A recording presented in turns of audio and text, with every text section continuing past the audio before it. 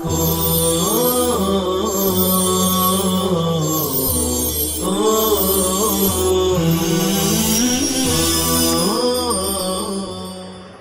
اللہ الرحمن الرحیم الحمد للہ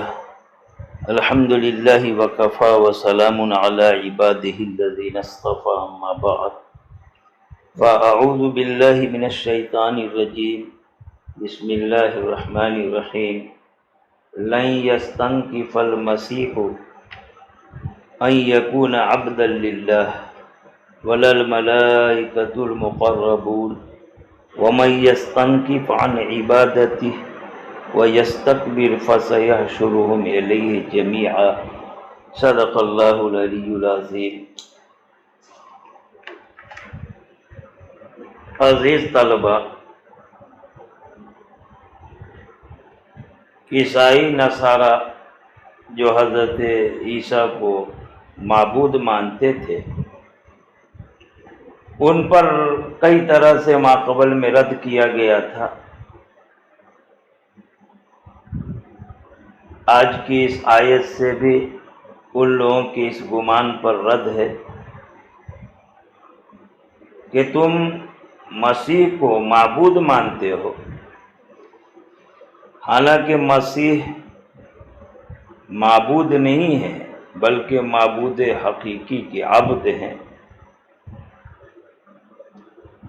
یہ تو خود اللہ کی عبادت کرتے ہیں، اللہ کی عبادت سے روگردانی نہیں کرتے، اس پر ناک بو نہیں چڑھاتے، اپنے لیے عار نہیں سمجھتے، تو پھر تم کیسے خود حضرت عیسیٰ کو معبود کا درجہ دے دیتے ہو؟ فرماتے لن یستنکف، استنکاف یہ نقفن سے ہے جس کے اصل معنی ناک بوں چڑھانا۔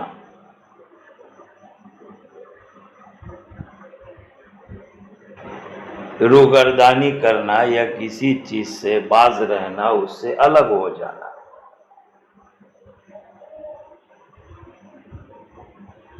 کسی بات کے قبول کرنے میں، کسی حق کو ماننے میں عار محسوس کرنا اور پھر اس سے باز رہنا، یہ اصل میں استنکاف کہلاتا ہے۔ مصنف نے اس کا مطلب بتایا، یتکبر و یانف، یعنی مسیح ہرگز تکبر نہیں کرتے، یانف ناک بو نہیں چڑھاتے۔ اصل معنی باز رہنا، علیحدہ رہنا، عار محسوس کر کے، اپنے کو تکبر میں پڑ کے حق کے قبول کرنے سے باز رہنا، علیحدہ ہونا، اس کو استنکاف بولتے ہیں۔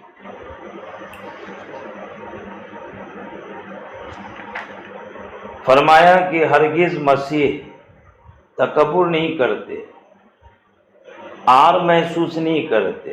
یانف انفن سے ہے، ناک، یعنی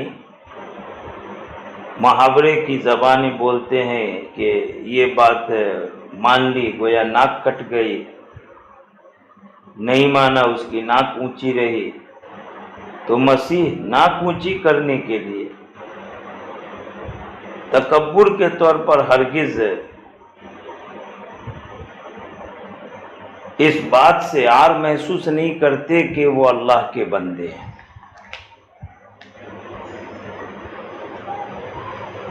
چونکہ آیت کا مقصد نصارہ پر رد کرنا، اس لیے عبارت الذی زعمتم انہ الہ، یعنی وہ مسیح عار محسوس نہیں کرتے جن کے بارے میں تم الہ معبود ہونے کا گمان کرتے ہو۔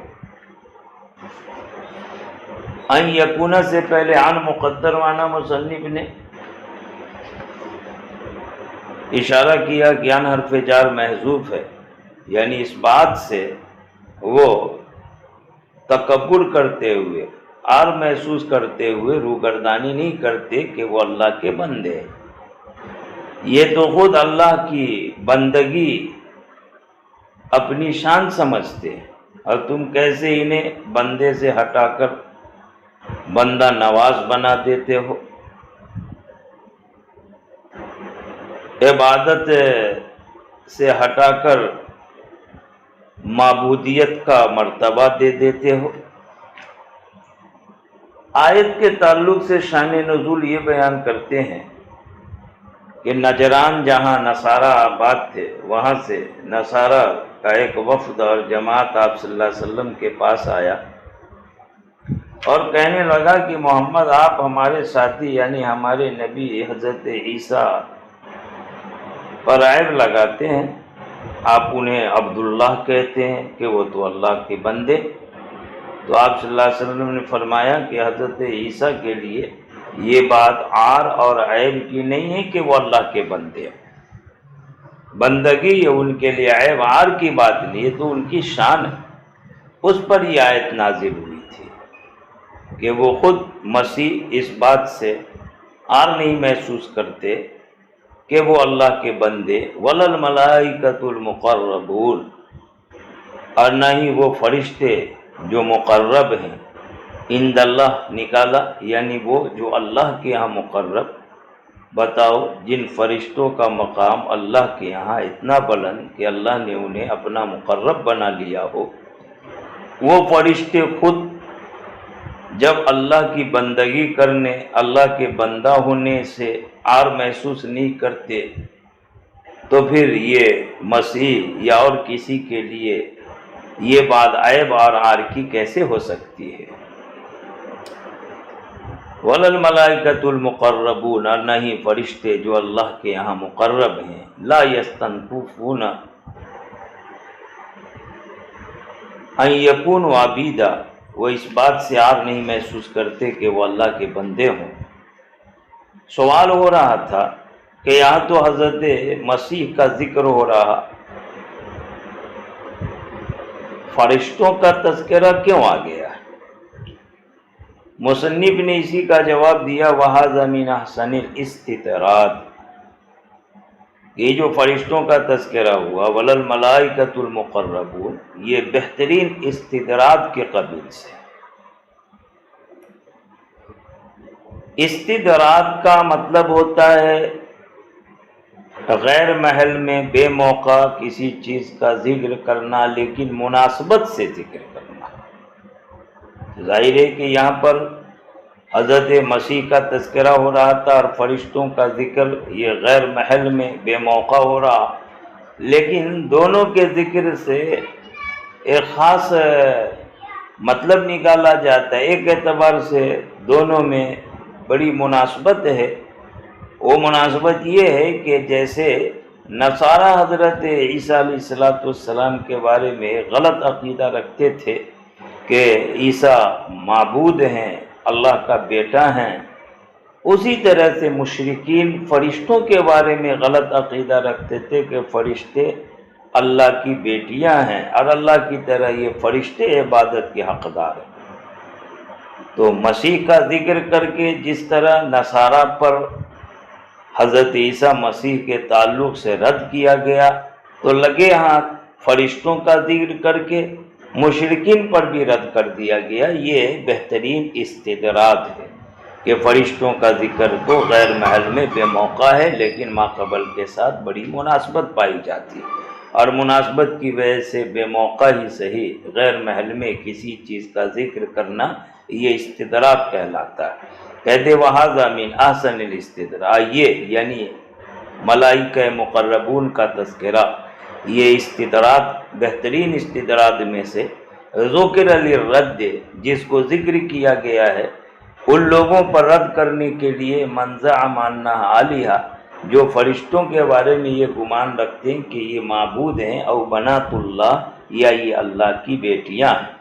ایسے ہی کما رد بما قبل علی النصارى، جیسا کہ ماقبل یعنی مسیح کا ذکر کر کے رد کیا گیا ہے نصارہ پر، الزائمین ذالک، جو اس طرح کا گمان رکھتے تھے کہ حضرت مسیح اللہ کے بیٹے ہیں اور معبود ہیں۔ اصل مقصود خطابہم، انہی نصارہ سے خطاب کرنا ہے، لیکن مناسبت کی وجہ سے مشرکین پر بھی رد ہو گیا۔ آگے کہتے ہیں وَمَن يَسْتَنْكِفْ عَنْ عِبَادَتِهِ، اور جو کوئی استنکاف کرے یعنی تکبر کے طور پر عار محسوس کرتے ہوئے روگردانی کرے اللہ کی عبادت سے، وَيَسْتَكْبِرْ، اور استکبار کرے۔ استکبار تکبر کرنے کو کہتے ہیں، اور باب استفعال سے اس کو لائے، یتکبر نہ کہہ کے یستکبر کہا، اس لیے کہ اس میں جو سین تا ہے اس کا مطلب یہ ہے کہ متکبر جو ہوتا ہے وہ متکبر دوسروں کی نظر میں بھلے چھوٹا اور حقیر ہو، لیکن اپنی نظر میں وہ خود کو بڑا سمجھتا ہے۔ تو تکبر کرنے والے کی نفسیات کو بیان کرنے کے لیے استکبار سے تعبیر کرتے ہیں۔ استکبار یعنی خود کو بڑا سمجھ رہا ہے، وہ بھلے وہ دوسروں کی نظر میں چھوٹا ہو لیکن وہ اپنے آپ کو اپنی نظر میں بڑا سمجھتا ہے۔ تو ایک طرح کی نفسیاتی طور پر بیماری میں وہ مبتلا ہوتا ہے، اور ایسا آدمی احساس کمتری والا ہوتا ہے، احساس کمتری والا ہوتا ہے، اپنے آپ کو پہلے یہ سمجھ لیتا ہے کہ لوگ مجھے بھاؤ نہیں دے رہے ہیں، لوگ مجھے بڑا نہیں سمجھ رہے ہیں۔ تو وہ اس احساس کمتری کے بعد احساس برتری میں آ جاتا ہے کہ اپنے آپ ہی کو وہ بڑا سمجھنے لگتا ہے، خود کی نظر میں اپنے منہ میاں مٹھو بننے لگتا ہے۔ اس لیے تکبر کو استکبار سے تعبیر کرتے ہیں، یعنی بڑا سمجھ لینا خود کو، یہ اس کی نفسیات کی ترجمانی کی تعبیر ہے۔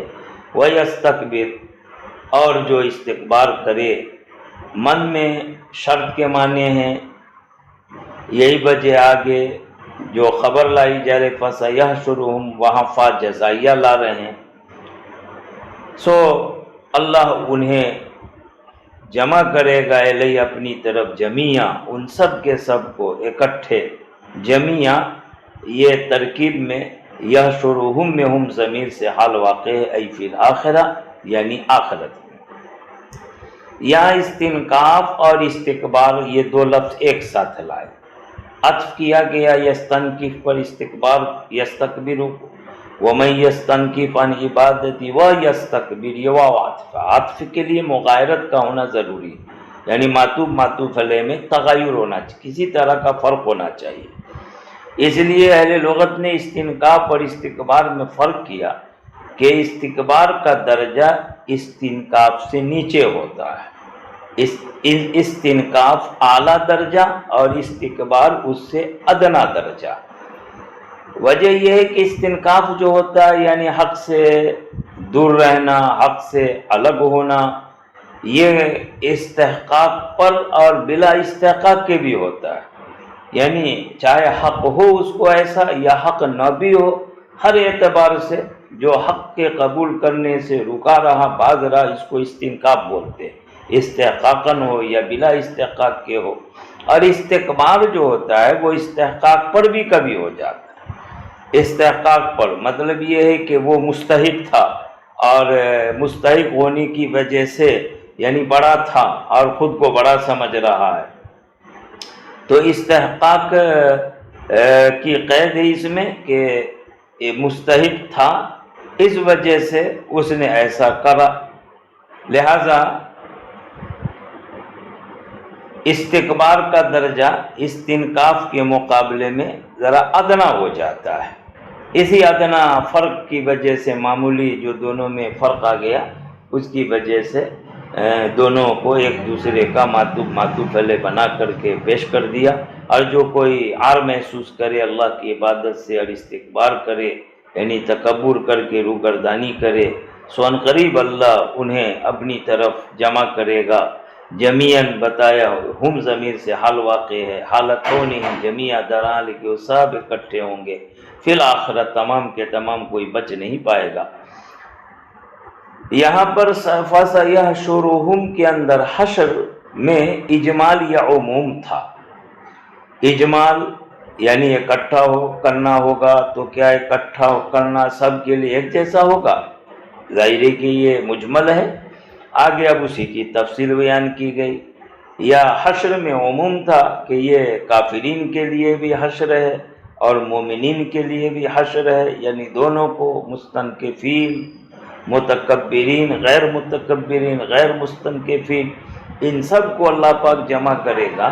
اب آگے اس اجمال کو تفصیل کے طور پر بیان فرما رہے ہیں، اور ہر ایک کا جمع کرنا کس کس طرح ہوگا وہ وضاحت سے بیان کر رہے ہیں۔ فَأَمَّا الَّذِينَ آمَنُوا وَعَمِلُوا الصَّالِحَاتِ، تو بہرحال وہ لوگ جو ایمان لائے اور نیک عمل کیے، فَيُوَفِّيهِمْ أُجُورَهُم، تو اللہ انہیں ان کا اجر پورا پورا دے گا، ای ثواب اعمالہم، یعنی ان کے اعمال کا ثواب پورا پورا ملے گا، یعنی کوئی ظلم زیادتی نہیں کہ ان کے عمل میں کمی کر دی جائے۔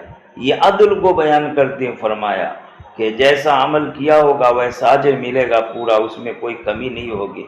اور آگے وَيَزِيدُ مِن فَضْلِهِ کہہ رہے ہیں، اور ان کو اضافہ کر کے دے گا، بڑھا کر کے دے گا اپنے فضل سے۔ یہ اللہ کے فضل کو بیان کر رہے ہیں، یعنی مومنین اور صالحین کے لیے آخرت میں جو اجر ہوگا وہ عدل پر بھی ہوگا اور فضل پر بھی ہوگا، جیسا عمل تھا ویسا ثواب، اور مزید اللہ اپنی طرف سے اضافی طور پر انعام عطا فرمائیں گے۔ وَيَزِيدُهُمْ مِن فَضْلِهِ، اپنے فضل سے ان کو بڑھا کے دے گا، اضافہ فرمائے گا۔ آگے مصنف نے وہ کیا کیا اضافہ ہوگا، بس اللہ نجات ہی دے دے یہ اتنا کافی ہے۔ عدل تو یہ ہے کہ بھائی نجات مل گئی، اور فضل یہ ہے کہ جنت ملے گی، جنت کی نعمت، رؤیت باری تعالی، اور اسی طرح اللہ کی دائمی رضا۔ فرمایا ما لا عین رأت، یعنی ایسی نعمتیں بطور فضل کے وہ اضافے کے طور پر دے گا۔ ما لا عین رأت، کہ نہ تو کسی آنکھ نے دیکھا، ولا اذن سمعت، اور نہ ہی کسی کان نے سنا، ولا خطر علی قلب بشر، اور نہ ہی اس کا تصور اور احساس اس کی انسان کے دل دماغ پہ آیا، اور اس کا خیال تک نہیں ہوگا۔ ایسی ایسی نعمتیں ملیں گی آخرت میں۔ بہرحال اس کے عمل سے کئی گنا کر کے اللہ فضل کے طور پر بڑھا بڑھا کر کے اضافے کے طور پر نعمتیں عطا فرمائے گا۔ اور ان کے مقابلے میں بہرحال وہ لوگ جنہوں نے آر محسوس کی تھی اور اللہ کی عبادت سے تکبر کر کے روگردانی کی تھی، فَيُعَذِّبُهُمْ عَذَابًا عَلِيمًا، تو اللہ پاک انہیں دردناک عذاب دے گا۔ علیم پر معقول میں کلام ہو چکا، مولم مولم، دردناک عذاب یا درد زدہ عذاب مبالغے کے طور پر، مولمن مولمن، درد دینے والا یا درد دیا ہوا، ہوا عذاب النار، وہ جہنم کا عذاب ہوگا۔ بہرحال ایک جگہ وعد بیان کیا، دوسری جگہ وعید بیان کیا، تاکہ ترغیب بھی ہو جائے اور ترہیب بھی ہو جائے۔ وَلَا يَجِدُونَ لَهُم مِّن دُونِ اللَّهِ وَلِيًّا وَلَا نَصِيرًا، اور یہ لوگ اپنے لیے نہیں پائیں گے اللہ کے سوا، دون یہ غیر کے معنی، یعنی اللہ کے علاوہ کسی کو بھی ولی اور نصیر نہیں پائیں گے۔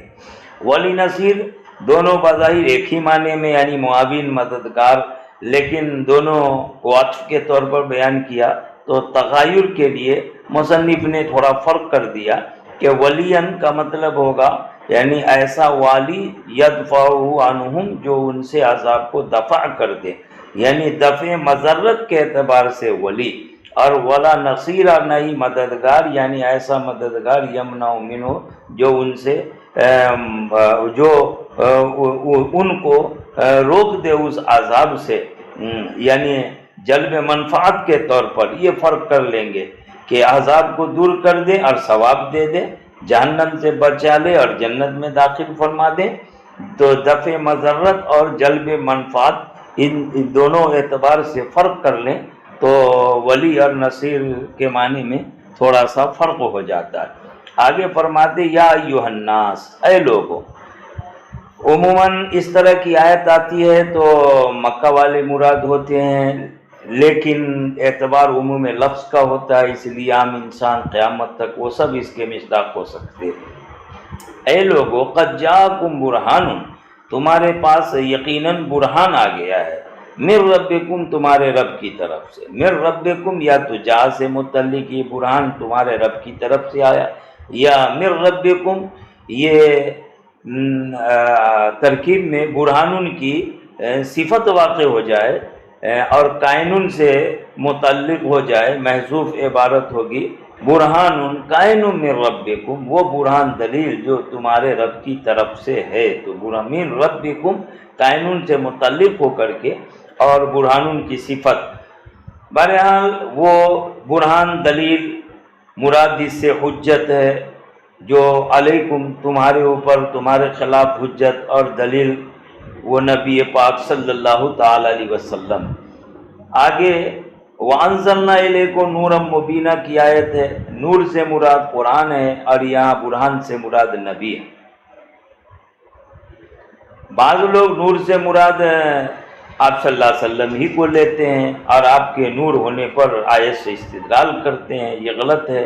इसलिए कि यहाँ अंज़लना आप हमने आपकी तरफ, हमने तुम्हारी तरफ उतारा है उम्मत ए लोगों, नूर मुबीन को उतारा। ज़ाहिर है कि आप सल्लल्लाहु अलैहि वसल्लम को ऊपर से उतारा नहीं गया है।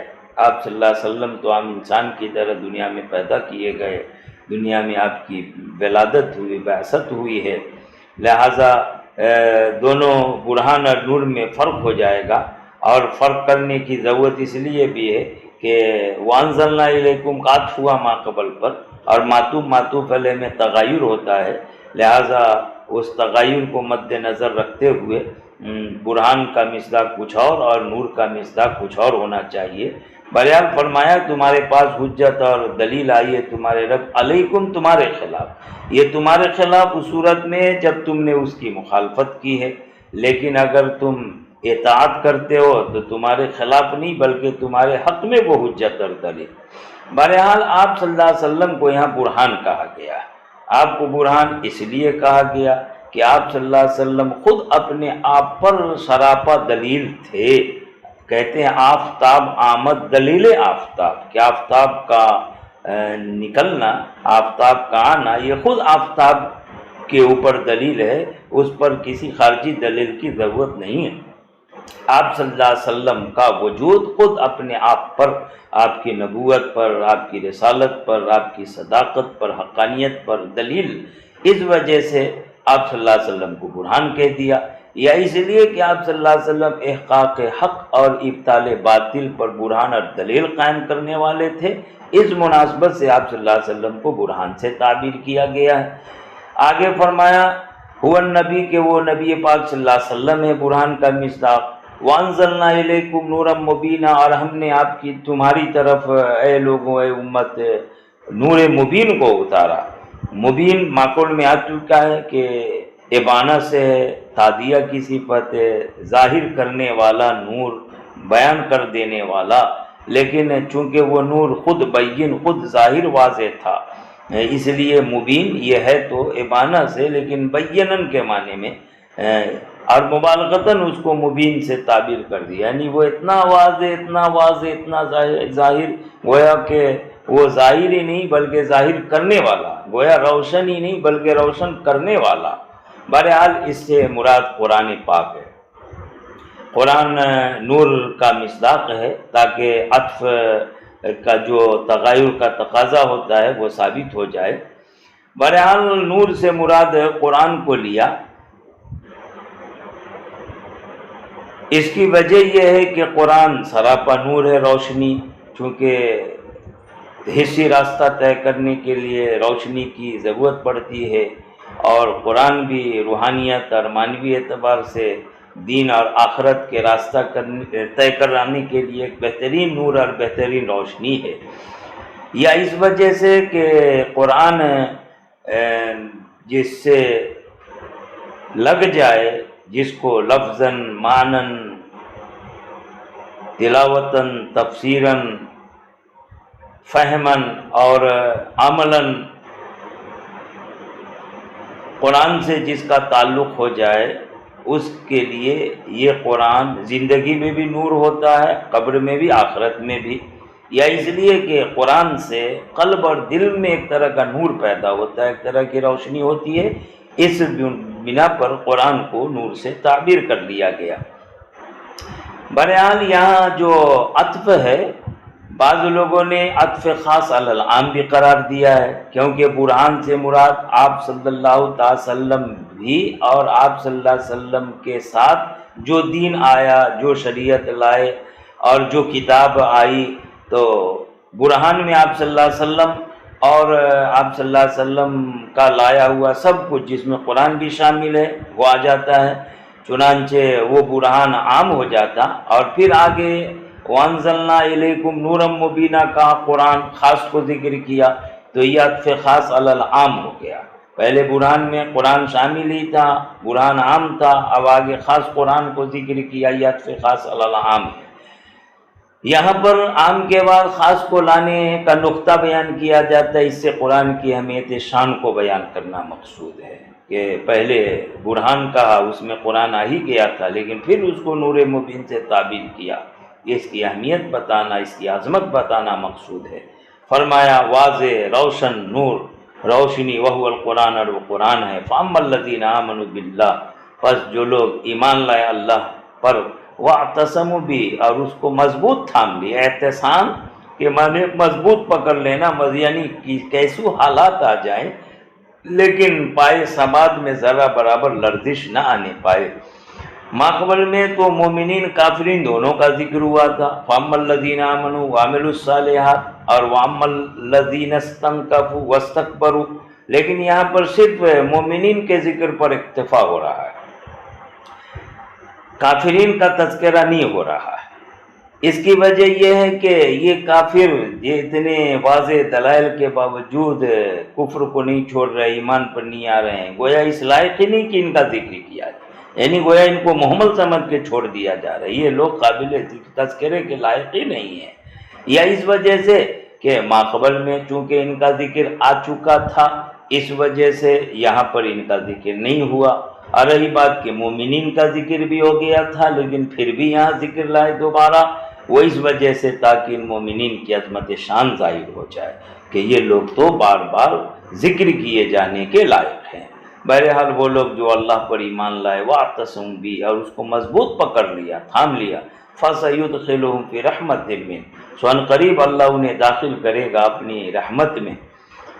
اپنی طرف سے رحمت میں داخل کرنا مراد سے جنت ہے، گویا جنت کو رحمت سے تعبیر کیا ہے، یہ تسمیت المحل بھی اسم الحال کے قبیل سے، جنت جو محل ہے اور اس میں اللہ کی رحمت حلول فرمائی ہوئی ہوگی، تو جو حلول کرنے والی رحمت ہے اس کے نام سے محل کو جنت کو تعبیر کر لیا، یہ تسمیت المحل بے اسم الحال ہے۔ فرمایا اپنی طرف سے رحمت میں، وفضل، اور فضل، فضل کے اصل معنی زیادتی کے آتے ہیں، اضافے کے، یہاں پر زائد انعام جو ملے گا اس کو بیان کیا، زائد انعام اضافے کے طور پر جو اکرام ہوگا، اور وہ زائد اور اضافی انعام و اکرام یہ کہ اللہ پاک اپنا دیدار کرائیں گے اپنے خاص بندوں کو، اور اللہ دائمی رضا سے سرفراز فرما دیں گے کہ اب کبھی تمہارا رب تم سے راضی نہیں ہوگا، اور اللہ کے دیدار کی وہ نعمت ہوگی جس کے آگے جنت کی نعمتیں ہیچ محسوس ہوں گی۔ فرمایا وَيَهْدِيهِمْ إِلَيْهِ صِرَاطًا مُسْتَقِيمًا، اور انہیں رہنمائی کرے گا الیہ اس کی طرف، صراط مستقیمہ سیدھے راستے کی۔ یہ عطف سبب المسبب کے طور پر ہے، یعنی اللہ ان لوگوں کی رہنمائی کرے گا، راستہ دکھاوے گا، سیدھا راستہ، کس لیے؟ اس رحمت اور اس فضل کو پانے کے لیے۔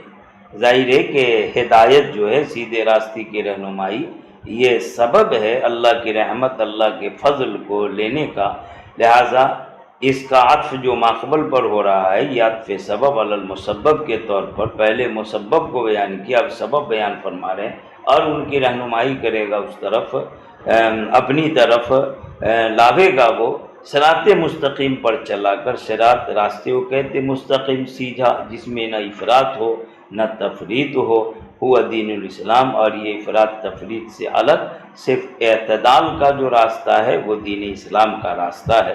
اللہ پاک اس راستے پر مرتے دم تک چلتے رہنے کی ہم سب کو توفیق عطا فرمائے۔ وآخر دعوانا ان الحمدللہ رب العالمین۔